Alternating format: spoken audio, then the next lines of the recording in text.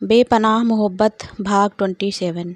Hello दोस्तों, अब तक के हमारे चैनल पर 26 भाग अपलोड हो चुके हैं। अभी तक नहीं पढ़ा तो ज़रूर पढ़िएगा। तो फ्रेंड्स, पिछले भाग में हमने पढ़ा कि वीर प्रताप जी कहते हैं, आदि बेटे। आदित्य ने नहीं सुना। आदि, हाँ डैड, कहाँ गुम हो? कुछ नहीं। कुछ कह रहे थे आप? घर चलें, रात के 10 बज चुके हैं। हाँ डैड। दोनों घर के लिए निकल गए। अब आगे। आदित्य घर पहुंचा। सबने मिलकर शादी और सगाई की बातें की। आज आदित्य बिजी था, इसीलिए वो लोग शोरूम भी नहीं जा पाए।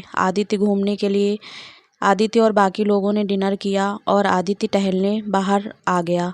बाहर बेंच पर बैठकर अहाना से बातें करने लगा। हेलो। हाँ, तुम्हारी तबीयत ठीक है ना? हाँ, मैं ठीक हूँ। क्या कर रहे हो? बाहर हूँ। डैड ने घर से निकाल दिया।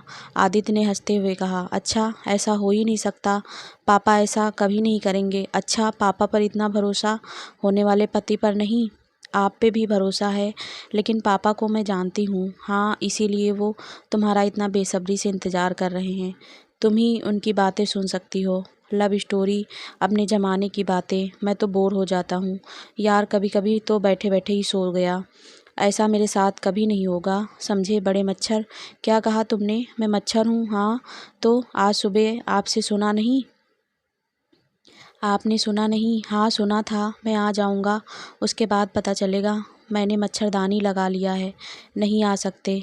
अच्छा। हाँ, आदित्य हाना से बातें कर रहा था। उसे कोई आहट सुनाई दी। उसने इधर उधर देखा। सामने एक बाइक खड़ी थी।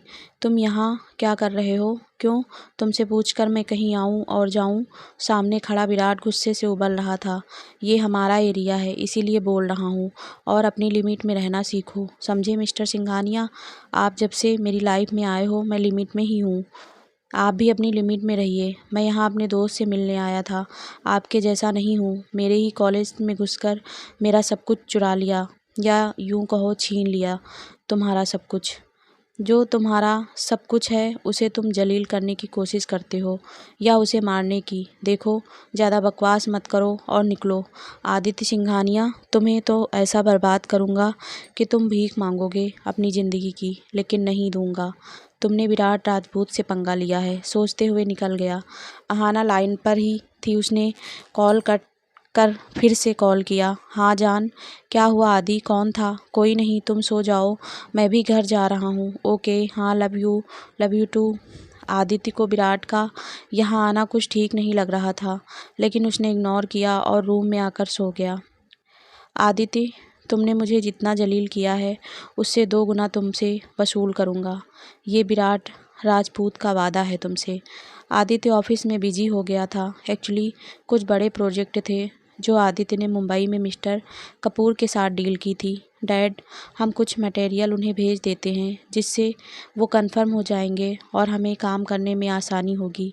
हाँ बेटे, ये बिल्डिंग बहुत बड़ी होगी, इसीलिए इसमें अच्छे मटेरियल लगेंगे तो ज़्यादा बेस्ट होगा। डैड डोंट वरी, सब कुछ टेस्टेड है, इसमें कोई प्रॉब्लम नहीं है। बस मिस्टर कपूर को ये दोनों मटेरियल में से एक को चुनना है। ओके बेटा, जैसा तुम्हें सही लगे, लेकिन उसमें टाइम लगेगा। वो मुंबई में है। नो डैड, वो यहाँ देहरादून आए हुए हैं, कुछ फैमिली मैटर है उनका। हाँ तो भेज दो। अहाना आज बहुत दिनों के बाद बुक्स लेकर बैठी हुई थी। पढ़ाई में अच्छी होने के कारण कुछ चैप्टर समझ में आ गए थे और बैठकर इम्पोर्टेंट क्वेश्चन सेलेक्ट कर रही थी। अहाना बेटा, कुछ खा ले। कितना पढ़ेगी? आज ही सारी पढ़ाई पढ़ जाओगी क्या? दादी, एग्ज़ाम में बस कुछ दिन बाकी हैं, अब टनकपुर जा भी नहीं सकती ना। कब है बेटा एग्ज़ाम? अभी 1.5 महीने बाद। कुछ क्वेश्चन लीक होने की वजह से पोस्टपोन करना पड़ा। ओह, 1 महीने में शादी है, उसके तुरंत बाद एग्ज़ाम? बेटा ज़्यादा मत सोच, सब कुछ हो जाएगा। आदित्य जी हैं ना, वो संभाल लेंगे। हाँ दादी।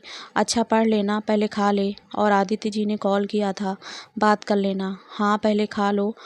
हाँ दादी। अहाना ने 2 कौर खाया। उसका मन बिल्कुल भी नहीं था। उसने फ़ोन लिया और आदित्य को कॉल करने लगी। अच्छा, तो तुम पढ़ाई में इतना बिजी हो कि मेरी याद नहीं आई ना? उधर से आदित्य ने मुस्कुराकर कहा, नहीं आदि, मुझे याद आई, लेकिन मैं आपको डिस्टर्ब नहीं करना चाहती थी। बस कुछ दिनों की ही बात है, फिर तो हम साथ रहेंगे। अच्छा, मतलब हमारी शादी होने वाली है, इसीलिए अभी से दूर रहूं? नहीं, ऐसा नहीं है, लेकिन आप ऑफिस में हो ना, इसीलिए मैं आपको परेशान नहीं करती। अच्छा ठीक है बाबा, आप पढ़ो, मैं शाम को आ रहा हूँ। मॉम को कुछ शॉपिंग करनी है और हमारी रिंग्स पसंद करनी है। हाँ, लंच किया है? हाँ, आपने? नहीं, जा रही हूँ। ठीक है, अपना ख्याल रखना। तुम भी। अहाना ने बुक्स समेटे। रोशन और दादी के लिए डिनर तैयार करने लगी। श्वेता और धनराज अवनी को छोड़ने कोलकाता गए हुए थे, इसीलिए रोशन का खाना अहाना ने बना दिया। अहाना बेटा, क्या कर रही हो? दादी ने अहाना को देखा। कुछ नहीं दादी, बस रात के खाने की तैयारी। थोड़ी देर में आदि आएंगे, माँ को कुछ शॉपिंग करनी थी और रिंग्स भी, इसीलिए उन्होंने बोला जाने को। अच्छा ठीक है बेटा, लेकिन ये सब करना ज़रूरी नहीं था, मैं कर लेती। मतलब सारी टेंशन तुम ही लेती हो हमारे लिए, दादी ने झूठे गुस्से में कहा। नहीं दादी, मुझे अच्छा लगता है, इसीलिए मैं ऐसा करती हूँ। अच्छा ठीक है, अब मस्का मत मार। अहाना ने जल्दी से खाना बनाया। शाम के 6 बज चुके थे। आदित्य ऑफिस से 5 बजे आने वाले थे। फिर यहाँ अहाना रेडी हुई और आदित्य का इंतज़ार करने लगी। दादी कैसे हो आप? आदित्य ने शोभा जी के पैर छुए। मैं ठीक हूँ बेटा, आप कैसे हो? मैं भी ठीक हूँ अहाना, आदित्य ने इधर उधर देखते हुए कहा। ऊपर तैयार हो रही है बेटा। अहाना ने आदित्य की आवाज़ सुनी। वो आ गई, ये लीजिए आ गई। आदित्य और अहाना घर से निकल गए। तो बोलो क्या करूं तुम्हारा? आदित्य ने सीट बेल्ट बांधते हुए कहा। क्या मतलब, मैंने क्या किया? अहाना ने आदित्य को देखते हुए कहा। कुछ नहीं, तुमने कुछ नहीं किया, लेकिन मुझे तुम्हारी बहुत याद आई। अब तुम साथ नहीं होती तो तुम्हारी यादों के साथ ही रह लेता हूँ। अच्छा, इतना याद करते हो? कहीं ऐसा ना हो मैं रहूँ ही ना और आप मुझे याद करते रहो, बस मेरी यादें ही रह जाएं। तुम्हारा मतलब क्या था? आदित्य ने गुस्से से कहा। कुछ नहीं, मैं तो मजाक कर रही थी, अहाना ने हंसते हुए कहा। अहाना, तुम्हें आखिरी बार समझा रहा हूँ, मुझे ऐसा मजाक पसंद नहीं है। सॉरी आदि, आदित्य ने कुछ नहीं कहा, बस वो ड्राइव करने लगा। थोड़ी देर में जेवर घर के पास आकर कार रुकी। दोनों अंदर गए। सैल और लीला जी पहले से वहाँ बैठी थी। हाँ देखिए मेहता जी, ये है मेरी बहू, इसके लिए गहने लेने हैं। आप अच्छे से अच्छे गहनों के डिज़ाइन दिखाइए। और अरे सैल जी, आज तक आपको कभी शिकायत का मौका दिया है हमने?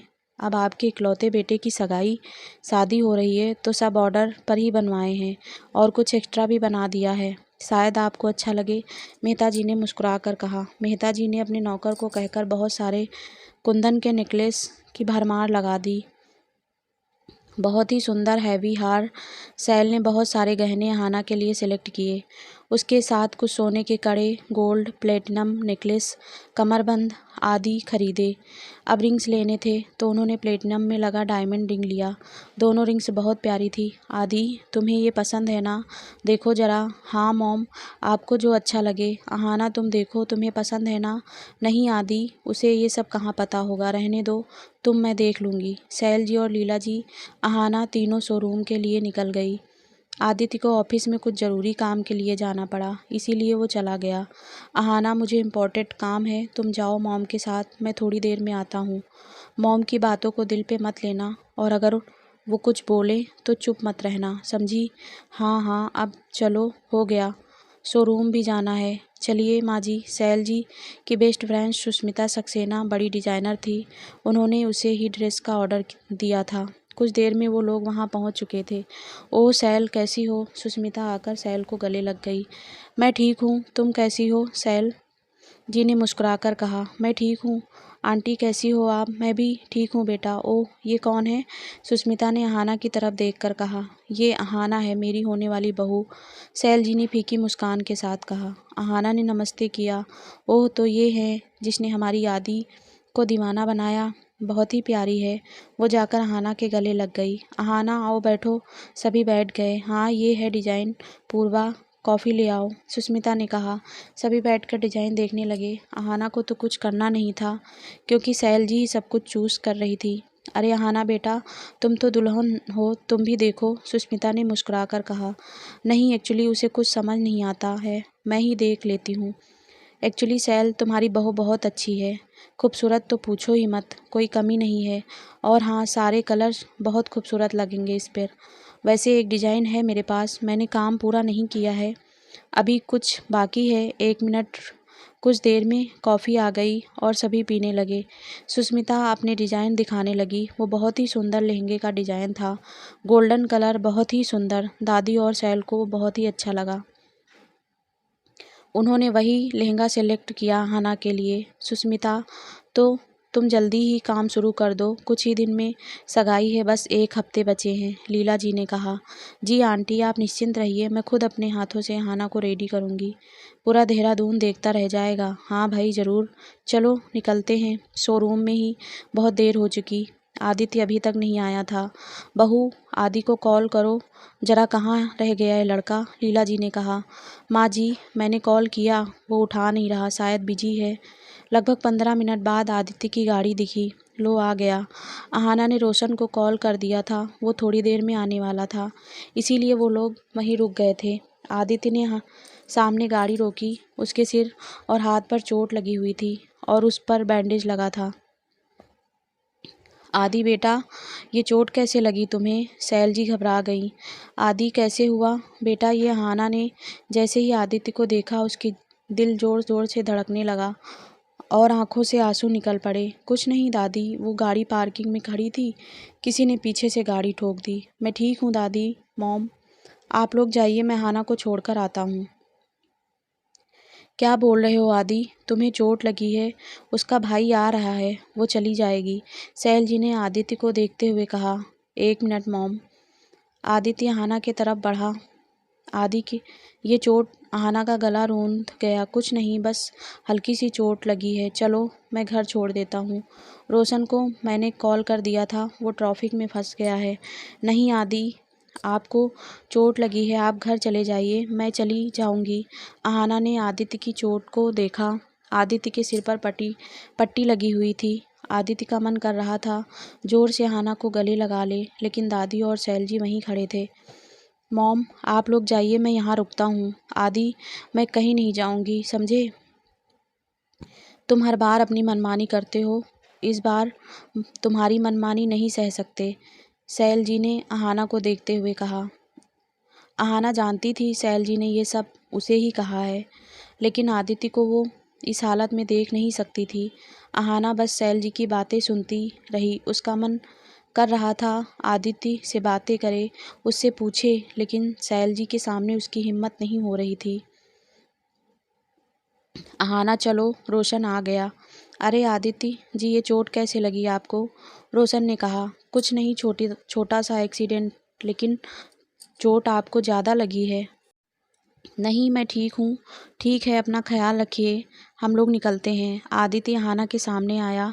सैल जी और दादी कार में बैठ चुके थे। सैल, आदि को चोट लगी है, लेकिन अहाना का दोष मत दो तुम, लीला जी ने कहा। ठीक है माँ जी, मैं कुछ नहीं कह रही, लेकिन आदि को आराम की ज़रूरत है। उसका भाई आया है ना, वो ले जाएगा, अभी शादी नहीं हुई है दोनों की, फिर भी बहुत छूट दी है हमने, बहुत रात हो गई है।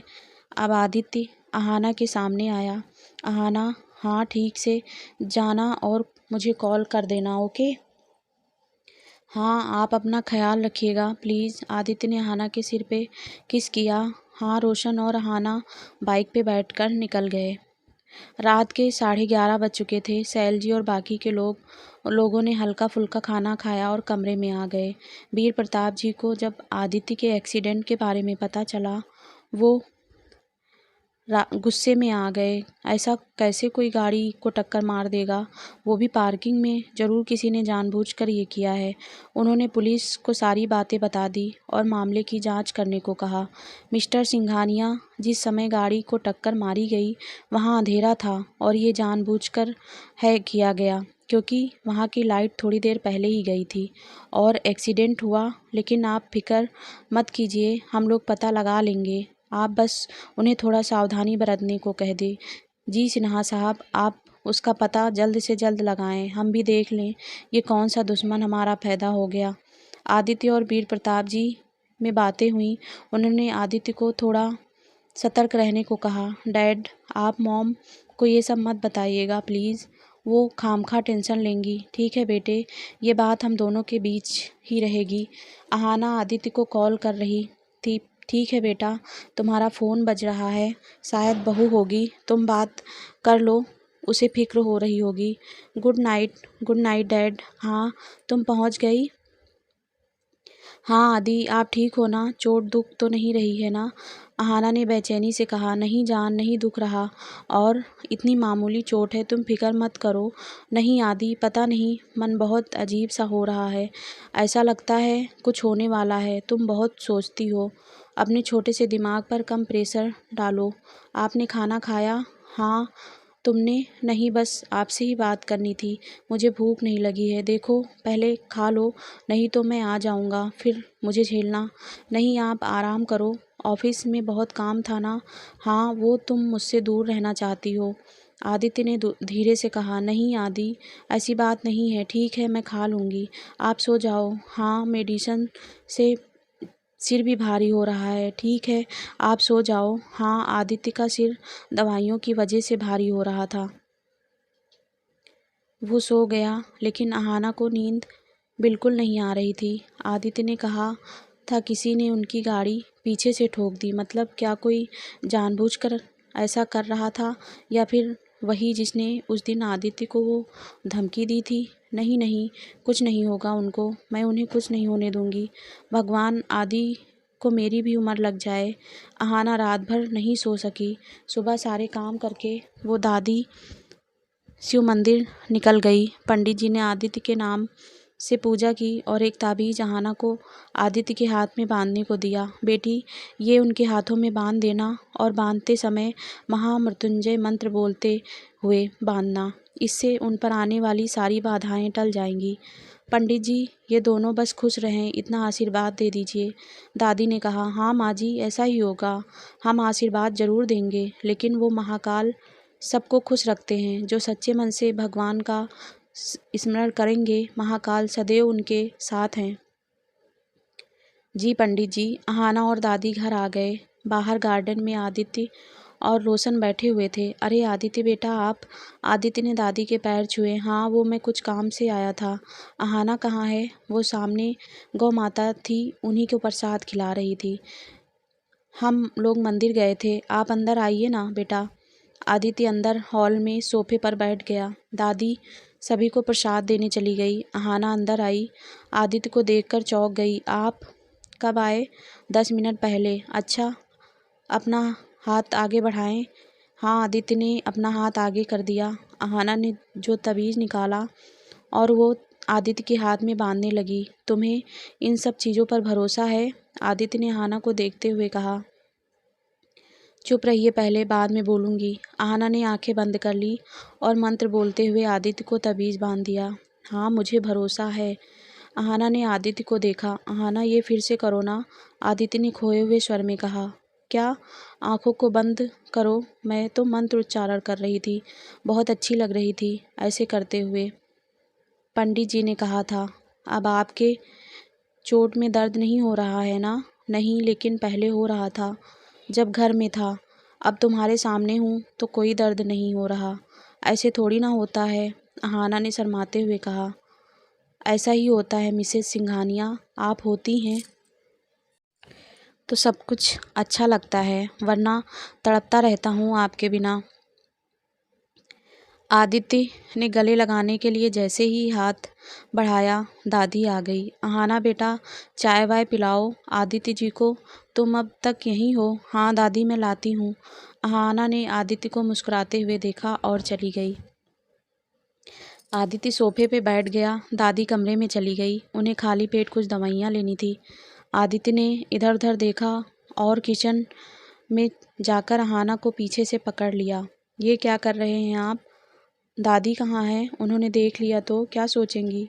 अब मुझे क्या पता क्या सोचेंगी? सोचेंगी वो तो उनको पता होगा ना। नहीं आदि, छोड़िए। नहीं, बिल्कुल नहीं। कल तुम्हें पता है मेरा मन कर रहा था तुम्हें गले लगा लूं, लेकिन खुद को बहुत कंट्रोल किया। वहाँ माँ और दादी थे इसलिए।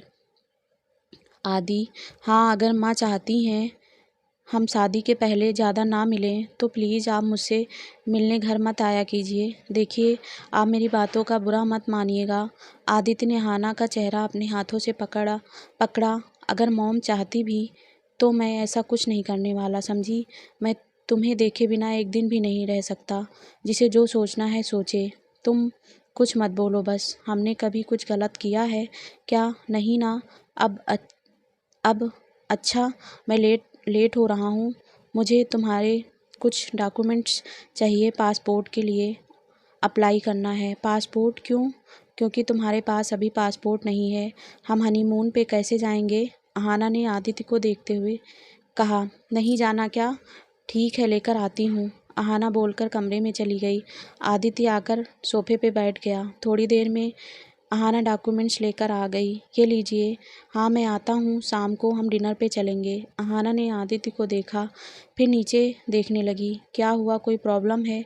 नहीं, वो तबीयत कुछ ठीक नहीं। आदि, हम बाद में चलें? अहाना ने नज़रें झुकाकर कहा। क्या हुआ? तुम्हें कुछ नहीं, बस मन ठीक नहीं है। ठीक है, लेकिन आज की शाम हम साथ होंगे, समझी तुम? हाँ। आदित्य वहाँ से निकल गया। अहाना आदित्य को ही देखती रही जब तक वो आंखों से ओझल नहीं हो गया। ऐश्वर्या, तुम्हारे लिए एक ज़बरदस्त न्यूज़ है, विराट ने बैठते हुए कहा। क्या विराट? जल्दी बोलो। मैंने कल रात आदित्य सिंघानिया को पहला झटका दिया। क्या मतलब? मैं समझी नहीं। कल मैंने उसकी कार को पीछे से ठोक दिया और उसके सिर और हाथ पर चोट आई। ऐसे ही तड़पा तड़पा कर उसकी जान ले लूँगा। क्या कहा तुमने? तुम आदित्य को मार दोगे? तुम पागल हो गए हो क्या? तुम उसे नहीं मार सकते। तुम क्या बकवास कर रही हो? उसने मुझे कितना बेइज्जत किया है पता है? उसने मुझ पे हाथ उठाया, मुझे अहाना के सामने बेइज्जत किया, और मैं उसे छोड़ दूँ? कभी नहीं। नहीं, मारना है तो अहाना को मारो ना, वही है इन सब की जड़। उसे तो जिंदा लाश बनाऊंगा, मारूंगा नहीं, तड़पाऊंगा। जिंदगी भर प्यार क्या होता है उसे बताऊंगा। सुनो विराट, तुम प्यार की बात करते हो, तुम्हारी मुंह से ये सब बातें शोभा नहीं देती। तुमने तो लावण्या को छोड़ दिया, जिसने अपना सब कुछ तुम्हारे लिए बर्बाद कर दिया। तुम उसके नहीं हुए तो और किसके क्या होगे? ऐश्वर्या, विराट चिल्ला उठा। एक शब्द और कहा तो मुझसे बुरा कोई नहीं होगा। तुम मुझे नहीं रोक सकती और ना ही मुझे छोड़ सकती, क्योंकि हमारे रात भर जो कारनामे होते हैं ना, वो सब रिकॉर्ड हैं। फैला दूंगा, फिर तुम कहीं की नहीं रहोगी। क्या तुमने वो सब? ऐश्वर्या रोने लगी। हाँ, तुम सोचो, जब मैंने लावण्या का इस्तेमाल किया तो तुम क्या हो? बोलो। तुमने भी तो खूब एंजॉय किया मेरे साथ, और करोगी? बस मुंह बंद रखो और देखती जाओ। विराट, तुम्हें वीर प्रताप अंकल नहीं छोड़ेंगे। तुम जानते नहीं उन्हें। मैं पागल दिखता हूँ क्या? मैं आदित्य को मारूंगा ही नहीं, वो खुद को मारेगा। उसे इतना मजबूर कर दूंगा कि वो खुद को गोली मार लेगा। विराट बहुत जोर से शैतानी हंसी हंसे जा रहा था। 1 हफ्ते बाद उसकी सगाई है, उसके बाद वो खुद अपनी सगाई तोड़ेगा। धीरे धीरे ये 1 हफ्ता भी बीतने को था। सगाई के सारे कार्ड्स बट चुके थे। सैलजी जब भी अहाना से मिलती, हमेशा आदित्य से कम मिलने की हिदायत देती। अहाना, अब शादी हो जाएगी, फिर तो साथ में ही रहना है, तो अभी कम मिलो, ऐसे प्यार बढ़ता है। माँ जी, आदित्य हमेशा अहाना को बाहर घुमाने ले जाने की जिद करता, लेकिन अहाना बहाना बनाकर नहीं जाती। अहाना बेटा, तुझे क्या हुआ है? आदित्य जी बार बार आते हैं, तुझे बाहर ले जाना चाहते हैं, लेकिन तुझे क्या हो जाता है? दादी, यही सवाल मैं भी पूछना चाहता हूँ, आदित्य ने अंदर आते हुए कहा। अगर कोई प्रॉब्लम है तो चलो, मैं डॉक्टर के पास लेकर चलता हूँ। नहीं आदि, मैं ठीक हूँ, अहाना ने नज़रें चुराते हुए कहा। ठीक है बेटा, आप लोग बातें कीजिए, मैं बगल से होकर आती हूँ। हाँ दादी। हाँ, आप बोलो, ये सब करने के पीछे क्या कारण है? आदित्य ने बेड पर बैठते हुए कहा। कुछ नहीं आदि, मेरी तरफ देखो और आंखों में आंखें डालकर कहो, कोई बात नहीं है। कोई बात नहीं है आदि, आप बैठिए, मैं चाय बनाती हूँ। मेरी बात सुनो, तुम्हें समझ नहीं आता? आदित्य ने जोर से कहा। तुम समझती नहीं, मैं पागल नजर आता हूँ? मॉम ने मना किया और तुमने बात मान ली उनकी। परसों हमारी सगाई है, कुछ वक्त बिताना चाहता हूँ। बहुत दिनों से तुमसे ना बात हुई है और ना कभी प्यार से तुम्हें गले लगा पाया हूँ। मेरा दिमाग खराब हो गया है तुम्हारी इन हरकतों से। आदि, ऐसी बात नहीं है तो कैसी बात है? बोलो, मुझे सुनना है। अहाना के पास बोलने के लिए कुछ नहीं था, क्योंकि यहाँ वो गलत थी, इसीलिए चुप रही। अब मैं थक चुका हूँ, मैं तुम नहीं समझती। आदित्य की आंखें गीली हो चुकी थी। प्लीज़ आदि, ऐसा मत बोलिए, अब मैं कभी ऐसा नहीं करूँगी। आप मुझ पर गुस्सा कीजिए, लेकिन ऐसे मत रोइए। तो क्या करूं? तुम ही बोलो, खुद को मार लूं, सारा किस्सा ही ख़त्म। ना मैं रहूँगा, ना ये सब होगा। मॉम और तुम्हारी प्रॉब्लम ख़त्म। अहाना आदित्य को पकड़कर ज़ोर ज़ोर से रोने लगी।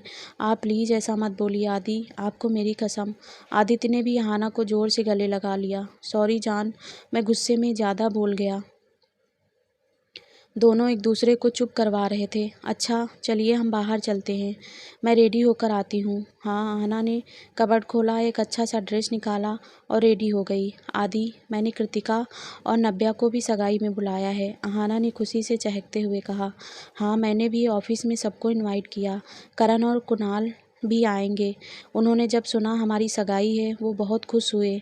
आदित्य ने कार ड्राइव करते हुए कहा। हाँ, विवेक भी आ रहा है और कुछ कॉलेज फ्रेंड्स, सबको तुमसे मिलना है, उन्हें देखना है। जिसने यूएस में किसी को डेट नहीं किया, किसी को भाव नहीं दिया, आखिर उसको दीवाना किसने बनाया? मैंने कुछ नहीं किया, अहाना ने आगे देखते हुए कहा।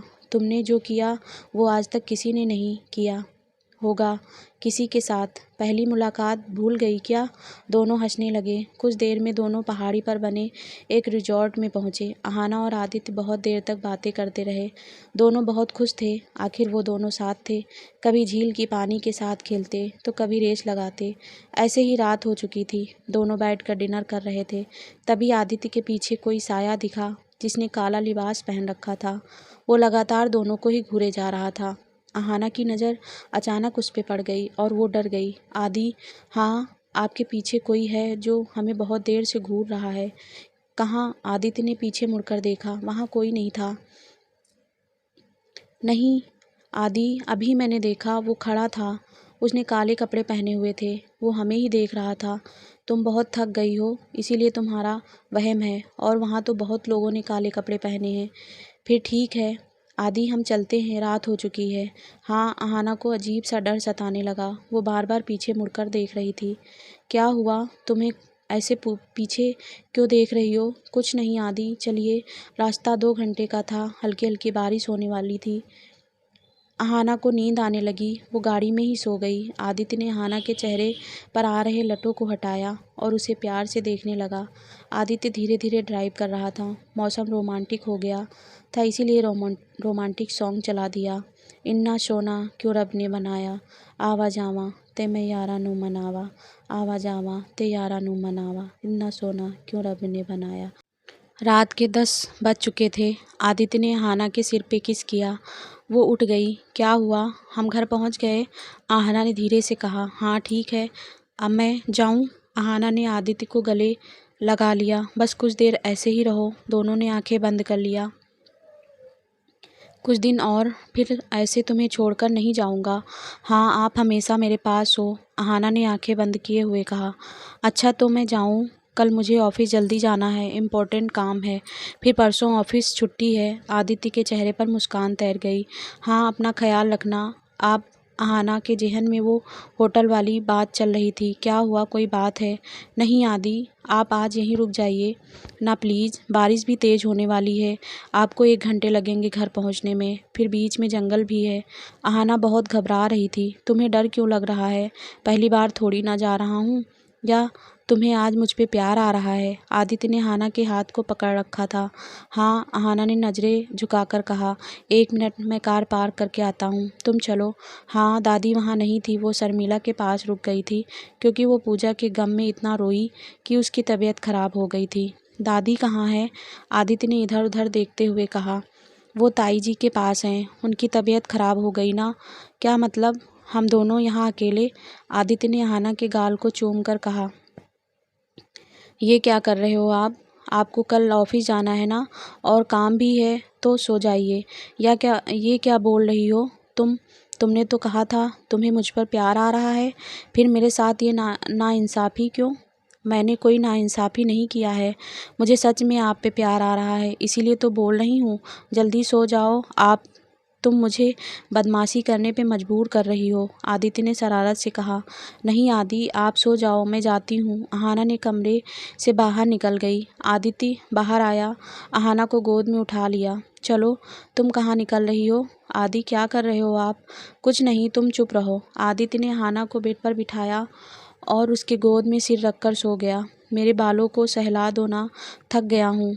हाँ, अहाना के चेहरे पर मुस्कान तैर गई। अहाना आदि के बाल हल्के हल्के सहलाने लगी। वो सो चुका था। अहाना ने सिर के सामने तकिया लगाया और सोफे पर सो गई, लेकिन अहाना को नींद बिल्कुल नहीं आ रही थी। उसे अजीब लग रहा था, जैसे कुछ होने वाला है। हे भगवान, ये सब बस मेरा वहम हो। मेरे आदि को एक खरोच भी ना आए, उनके सारे संकट मुझ पर आ जाएं, लेकिन वो ठीक रहे। सुबह जल्दी उठकर अहाना ने नाश्ता बना दिया। तुम नहीं सुधरोगी ना? आदित्य ने अहाना को पीछे से गले लगा लिया। क्या किया मैंने? सुबह कमरे में ढूंढ रहा, लेकिन तुम यहाँ हो। हाँ, आपके लिए नाश्ता बना रही थी। चलिए चाय पीजिए और नाश्ता करके ऑफिस जाना है। हाँ, वैसे भी खुद नहीं खाने वाला, तुम खिला दो। आदित्य अहाना को प्यार से देख रहा था। हाँ, मैं खिला दूंगी। अहाना अपने हाथ से आदि को खिलाने लगी। आदित्य ने अहाना को गले लगाया और सिर पर किस करके चला गया। अब कल मिलेंगे मिसेस सिंघानिया। अहाना शर्मा गई, उसके गाल ब्लश करने लगे। आदित्य घर गया, बस चेंज किया और ऑफिस के लिए निकल गया। सिंघानिया पैलेस में भी बहुत ही सुंदर सजावट की गई थी। हालांकि सगाई लीला पैलेस में ही होने वाली थी, क्योंकि आदित्य के दादू ने अपना ज़्यादा से ज़्यादा समय उस होटल में दिया था। इनफैक्ट उनका वो पहला होटल था। उसके बाद ही उन्होंने अन्य होटल का निर्माण करवाया था। दादू दादी भी दादू के जाने के बाद ज़्यादातर समय वहीं बिताती थी। आदित्य और अहाना भी यहीं मिले थे, मतलब वहाँ से बहुत अच्छी अच्छी यादें जुड़ी थी। पूरा लीला पैलेस गुलाबों से सजाया गया था। पूरे दिन तैयारियों में निकल गया था। सैलजी बहुत बिजी थी। घर में उनकी बहन संध्या, उनके पति लीला जी की बहन गायत्री, उनके बेटे की बहू और बेटे आए हुए थे। कुछ लोग सीधा होटल ही पहुंचने वाले थे, जिनमें आदित्य के कजिन्स और दोस्त भी शामिल थे। रात हो गई थी। आदित्य घर आया, सबसे मिला, फ्रेश होकर डिनर करने लगा। शर्मा निवास में भी नंदिनी, विक्रम, नीता आ गई थी। अवनी के एग्ज़ाम थे, इसलिए वो नहीं आ पाई थी। वो सीधा शादी में ही आने वाली थी। आदित्य ने डिनर किया और छत पर आकर अहाना से बातें करने लगा। अहाना, हाँ, मैं बहुत खुश हूँ और बयां नहीं कर सकता कि मुझे कैसा फील हो रहा है। अब ज़्यादा दिन नहीं है, हम हमेशा साथ रहेंगे और छत पर आकर खुले आसमान को देखा करेंगे। कितना अच्छा होगा ना वो पल। हाँ, अभी आप इंतज़ार करो मेरे ससुराल में रहकर, और मैं आपके ससुराल में आपका इंतज़ार कर रही हूँ। एकदम सही कहा तुमने, मैं तुम्हारा बहुत बेसब्री से इंतज़ार कर रहा हूँ। अच्छा आदि, मासी बुला रही हैं, मैं जाऊँ? नहीं, मत जाओ, लेकिन अच्छा जाओ। Good night. Good night. Love you too. Ahana मासी के पास चली गई थी। उन्होंने कुछ बातें की, अहाना की नज़र उतारी और वो सो गई। सुबह फिर सब लोग अपने अपने कामों में लग गए थे। शाम को 4 बजे ही होटल के लिए निकलना था। वहाँ से होटल की दूरी 2 से 3 घंटे की थी। अहाना बेटा, ये लो, सैल जी का फ़ोन आया है। दादी ने अहाना को फ़ोन पकड़ाते हुए कहा। हाँ, प्रणाम माँ। हाँ, हमने एक लड़की को भिजवाया है, वो तुम्हारा मेकओवर कर देगी, सैल जी ने सीधा जवाब दिया था। लेकिन माँ, मैंने थ्रेडिंग और आईब्रो ये सब करवा लिया है। अच्छा, वो जा रही है, वैक्सिंग, ब्लीच, फेशियल ये सब कर देगी। ये सब तो तुमने नहीं करवाया ना? नहीं, मुझे लगा ही था, मैंने पहले ही अंदाज़ा लगा लिया था। मेरे घर में बहुत सारे मेहमान आने वाले हैं, तो देखकर लगे भी ना कि तुम आदि के लायक हो, इसीलिए ये सब की बहुत ज़रूरत है। अहाना बस चुप रही, उसने कुछ नहीं कहा। ठीक है, टाइम से पहुंच जाना। हाँ, गाड़ी भिजवा देंगे। जी माँ। अहाना ने जैसे ही फ़ोन रखा, एक लड़की आ गई। अहाना, ये बोल रही है तेरा मेकओवर करना है? नंदिनी ने हंसते हुए कहा। हाँ दी, इन्हें माँ ने भेजा है। अच्छा ठीक है, मैं जाती हूँ। चीकू को दूध पिला रही थी। हाँ मैम, चलिए बैठिए, मैं वैक्सिंग कर देती हूँ। पहले अहाना चेयर पर बैठ गई। उस लड़की ने उसके हाथ पे वैक्सिंग स्ट्रिप लगाया और अचानक से उखाड़ दिया। अहाना की हल्की सी चीख निकल गई। ओह सॉरी मैम, लगता है आप पहली बार वैक्सिंग करवा रही हैं। तो दोस्तों, ये पार्ट यहीं समाप्त होता है। नेक्स्ट पार्ट जल्दी हमारे चैनल पर अपलोड होगा। आप सभी को वीडियो अच्छा लगा हो तो प्लीज़ लाइक शेयर करना और हमारे चैनल को भी सब्सक्राइब करना। आप सभी का दिल से बहुत बहुत धन्यवाद दोस्तों।